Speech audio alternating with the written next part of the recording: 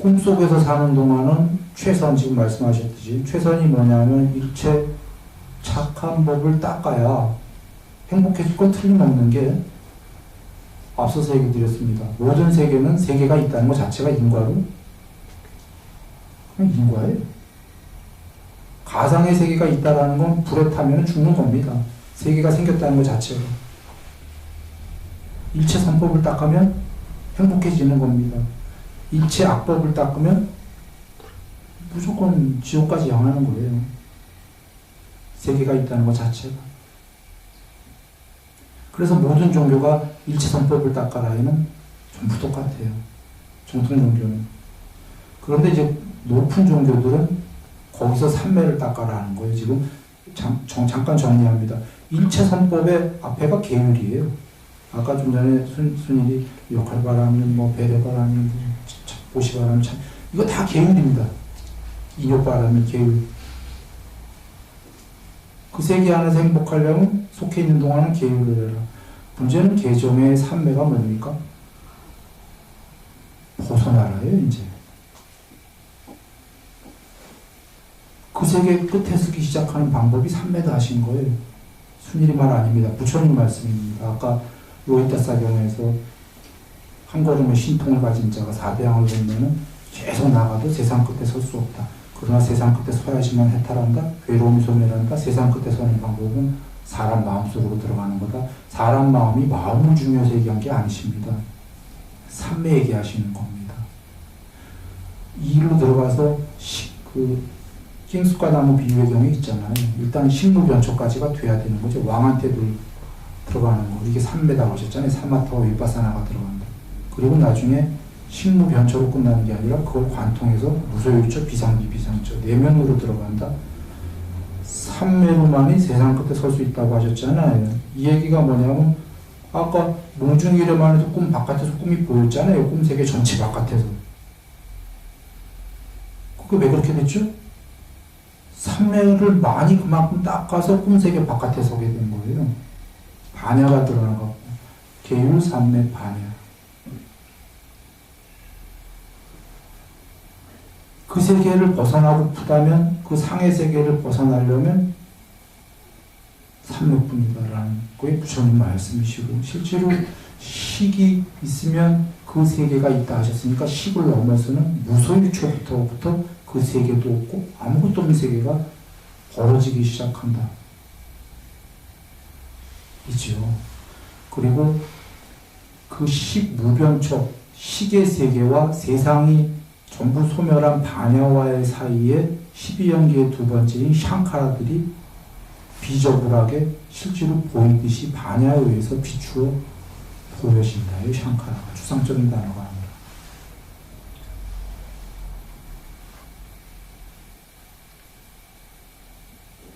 그래서 오직 삼매 얘기다. 이제 여기서부터는 벗어나려면, 그리고는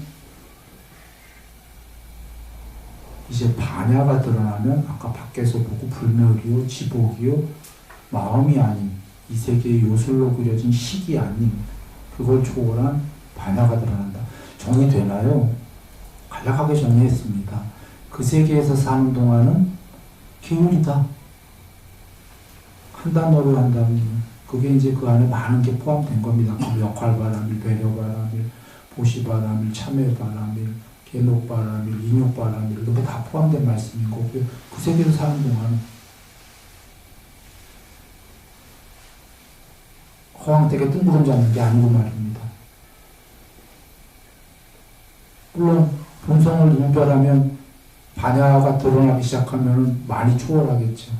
그래서 어느 공부는 반야를 일변하면 되니까 반야부터 보러 가자 이럴지 모르는데 그건 볼 수가 없어요. 그렇게 갖고는. 그 세계에서 충실하지 않고는. 일단은 계율, 계정에서 계율이듯이 그 세계에서 충실하고 일단은 그 세계에서 뭘 확보를 해야 돼요. 행복을. 어떤 세계가 됐든. 꿈이, 우리 수시로 꿈꾸잖아요. 어젯밤에도 꿈 꿨어요. 과하게 얘기합니다. 스스로만 모를 뿐이지. 어떤 꿈을 꾸던 이게 내가 원하는 꿈이 아니잖아요. 시작하는 게. 그러나 어떤 꿈의 세계가 됐든 일단 행복을 확보하는 게 중요하지 않습니까? 어떤 꿈의 세계가 벌어지든 행복하면 되지 않습니까? 그게 앞에 그거예요. 평소의 습관, 정향성을 잘 길들여라. 부처님 얘기하신 게 역할, 배려 등등등. 아까 참회, 보식, 계율. 그런 걸 하면 어떤 세계가 벌어지든 집착과 저항을 조금 줄이면 어떤 꿈의 세계가 벌어지든 행복을 80% 이상 확보가 된다. 그리고 되면은 그게 됐기 때문에 그 세계에서 그냥 삼매가 되기 시작해요. 공부 조금 지으면. 왜냐하면 어느 정도 그 공부가 된 사람은 행복하다, 행복한 자의 마음은 삼매된다. 부처님이 그러셨잖아요. 그리고 스스로 비난받지 않는 내면의 행복. 그리고 사실은 그 정도의 공부가 앞에 어느 정도 그 세계에서 행복을 된 사람은 공해져요. 세상 자체가 삼매 안 되고 홀로그램처럼 보이기 시작합니다. 쉽게 얘기하면 세상이 공해지니까 그 사람은 삼매에 들기가 쉬워요. 집착이 적기 때문에. 자기가 세상에 속해 있지 않다라는 생각이 자꾸 드는 거죠. 그 세계에 뭔지도 모르면서 앞에 이렇게 공부를 지은 사람. 그래서 그 사람은 삼매 공부하면 어렵지 않게 될 수가 있다. 정리하면 기본적인 거 하면서 그 세계 안에서, 그리고 기본적인 게 되면 삼매도 쉽다. 이렇게 쭉 간다. 반야가 드러난다. 이 말씀 드린 거고, 부처님 말씀으로 가름하고 끝내겠습니다. 부처님께서 이러셔서 얘기하신 거예요. 깨달음에 대한 서원을 세우던 세우지 않던 팔정도 안 닦으면 못 깨닫는다. 아니, 깨달음에 서원을 세우더라도 앞서서 얘기하시는 그거다. 그러니까 깨달음을 깨달아야 되나 깨달아야 되라고 아무리 서원을 세워도 팔정도 안 닦으면 못 깨닫는다. 그리고는 이어서 하시는 말씀이, 그런데 깨달음의 소원을 세우던 세우지 않던, 이제 안 세우더라도 팔정도 닦으면 무조건 깨닫는다예요. 무조건 이제 순일이가 는 거지만 그런 뜻이죠. 가로 열고 무조건 가로 닫고 깨닫는다. 그렇게 정리해 보시면 돼요. 어떤 상의 세계든 팔정도, 기본부터 충실하게, 팔정도는 개정에 속하는 거죠. 그렇게 닦으면 깨달음 같은 거 소원을 안 세워도 나날이 향송일로 해서 어떤 세계든 행복해지면서 결국은 삼매가 되면서 세상을 벗어나서 보게 되고 반야가 드러나서 깨달을 수밖에 없다.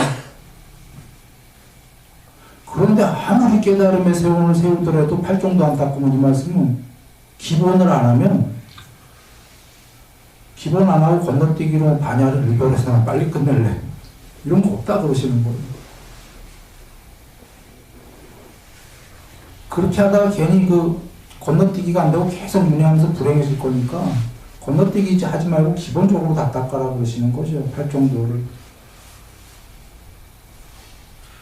그리고 다른 경우 하나 또 얘기 드리고 끝내겠습니다. 그래서 이렇게 얘기하시죠. 부처님께서 나는 점진적으로 깨닫는 방법을 설했다. 딱 끝내셨어요. 이래서 이걸 중국에서 그 어떤 중국 스님들이 좀 막 어쩌게 한 거예요. 우리는 한방이기 때문에 부처님 것보다 높다 하고 교만을 떤 건데, 부처님께서 점진적으로 깨닫는 방법을 설했다라는 건 7,000년 걸린다, 7억 년 걸린다 이 말씀이 아닌 거예요. 팔정도를 다 닦아야 된다 그 얘기하신 거고, 실제로 팔정도를 다 닦은 분이 7일 안에 닦은 분이 목련존자, 7일뿐이 안 걸렸어요. 목련존자님. 8일이 가섭존자님, 15일이 사리자존자님. 얼마 안 걸렸어요. 7일이지만 하지만 다 닦았나요? 안 닦았나요? 100% 다 닦았습니다. 이 얘기하시는 겁니다. 연수를 얘기하는 게 아니라 100% 닦기는 다 닦아야 된다. 건너뛰기 있다 없답니까? 없다예요. 건너뛰기 없다예요. 점진적으로 깨닫는 방법을 설했다 그 말씀이 하나.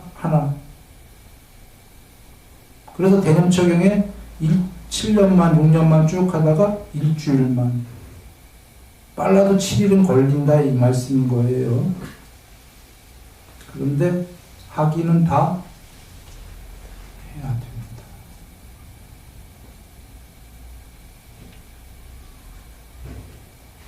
전달하려는 말씀은 그겁니다. 지금 그 깨달음은 소원을 세우던 세우지 않던 팔정도만 닦으면 깨닫는다. 이 말씀 자체에 들은 말씀을 순일이식으로 얘기를 드린 거예요. 어떤 세계가 됐다. 그 세계에 나왔다면 그 세계에서 일체선법을 닦으면 된다. 그런 얘기입니다.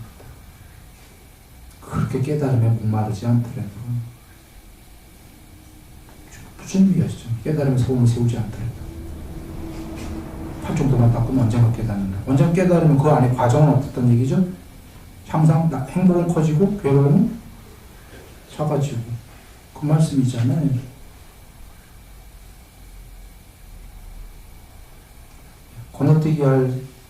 우리는 건너뛰기 안 하지. 세상에 또 건너뛰기 하려는 사람들이 많이 있거든요. 그걸 좋아하기 때문에. 점핑? 근데 그런 거 없다.